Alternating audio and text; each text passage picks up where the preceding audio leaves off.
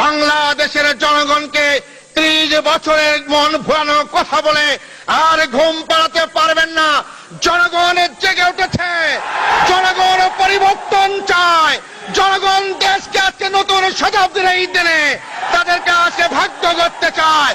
জনগণের ভাগ্য করতে হলে ইসলাম ছাড়া বিকল্প নেই। মানুষ বিষয়ে তারা বুঝতে পেরেছে বলেই আজকে কারো বিরুদ্ধে কথা বলে না। সকল মতামত আজকে তাদের ইসলামের ব্যাপারেই। আজকে তাই আমাদের আত্মতৃপ্তি হয়েছে, আমরা সঠিক পথে রয়েছি, সঠিক আদর্শই গ্রহণ করেছি।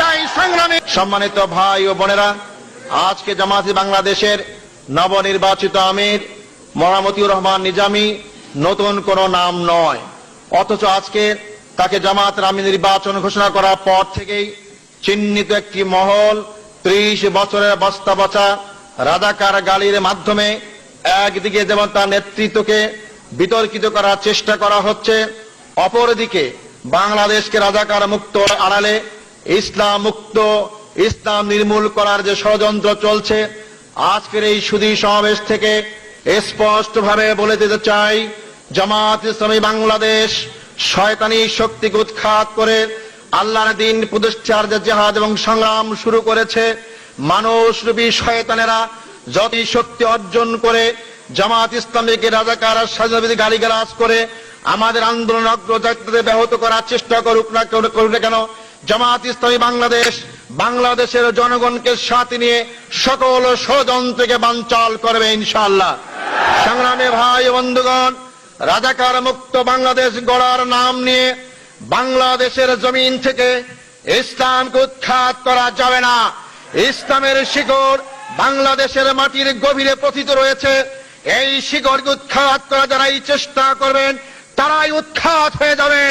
ইসলাম দিন দিনে বৃদ্ধি পাবে। হাঁটি হাঁটি পা পা করে 41 সাল থেকে এই উপমহাদেশে জামায়াত ইসলামের যজ্ঞযাত্রা শুরু হয়েছে। একবিংশ শতাব্দীতে শুধু আজকে উপমহাদেশেই নয়, পৃথিবীর যেখানেই যাবেন সেখানে ইসলামী আন্দোলন আজকে শক্তিশালী আত্মপ্রকাশ করেছে। আমার দৃঢ় বিশ্বাস হয়েছে চলমান একবিংশ শতাব্দী আবেগের বশবর্তী হয়ে নয়, বাস্তবতার কারণেই পৃথিবীর দেশে দেশে ইসলাম একটি বিজয়ী শক্তি হিসাবে আত্মপ্রকাশ করবে ইনশাআল্লাহ। কোন শক্তি নাই তাদের উৎখাত করার জন্য। আজকের এই সুযোগ থেকে এই অঙ্গীকার ব্যক্ত করতে চাই, বাংলাদেশের জনগণকে যদি বাঁচতে হয়, আজকে বাংলাদেশের জনগণের সামনে রাজাকার কোন সমস্যা নয়, স্বাধীনতার পক্ষ বিপক্ষ সমস্যা নয়। বাংলাদেশের সমস্যা কুশিক্ষা, অশিক্ষা, আজকে বেকারত্ব, জুলুম, নির্যাতন, হত্যা, ধর্ষণ। আর এর জন্যই দায়ী যারা এই দেশ শাসন করেছেন, এর জন্যই দায়ী মানুষরূপী শয়তান যারা দেশকে শোষণ করে অর্থের পাহাড় করেছেন। এর জন্যই দায়ী তারাই যারা মানব রচিত মতবাদের ভিত্তিতে দেশ এবং জাতিকে শাসন করেছেন। অতএব তাদের এই অপকর্ম ঢাকার জন্য, তাদের এই ব্যর্থতা ঢাকার জন্য আজকে তারা রাজাকার নামে ইসলামী আন্দোলনের উত্থিত আন্দোলনকে যারা আজকে ভয় পেয়ে জনগণের কাছে তাদেরকে হেয় করার চেষ্টা করছেন, আমরা স্পষ্ট বলে চাই, বাংলাদেশের জনগণকে 30 বছরের মন ভুলানো কথা বলে আর ঘুম পাড়াতে পারবেন না। জনগণ জেগে উঠেছে, জনগণ পরিবর্তন চায়, জনগণ দেশকে আজকে নতুন শতাব্দীর এই দিনে তাদেরকে আজকে ভাগ্য করতে চায়। জনগণের ভাগ্য করতে হলে ইসলাম ছাড়া বিকল্প নেই। মানুষ বিষয়ে তারা বুঝতে পেরেছে বলেই আজকে কারো বিরুদ্ধে কথা বলে না। সকল মতামত আজকে তাদের ইসলামের ব্যাপারেই। আজকে তাই আমাদের আত্মতৃপ্তি হয়েছে, আমরা সঠিক পথে রয়েছি, সঠিক আদর্শই গ্রহণ করেছি।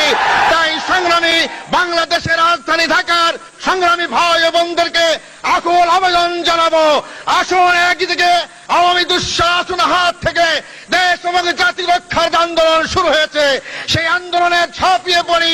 ঠিক তার পাশাপাশি মানুষের ভাগ্য পরিবর্তনের স্থায়ী আমাদের যে কর্মনীতি, আল্লাহর আইন এবং সৎ-এর শাসনের যাদের সবাইকে আমরা নিয়োজিত করি।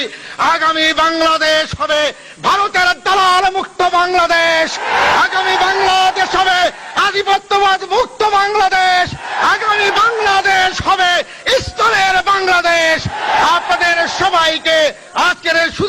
উপস্থিত হওয়ার জন্য আন্তরিক মোবারকবাদ জানিয়ে বক্তব্য শেষ করছি।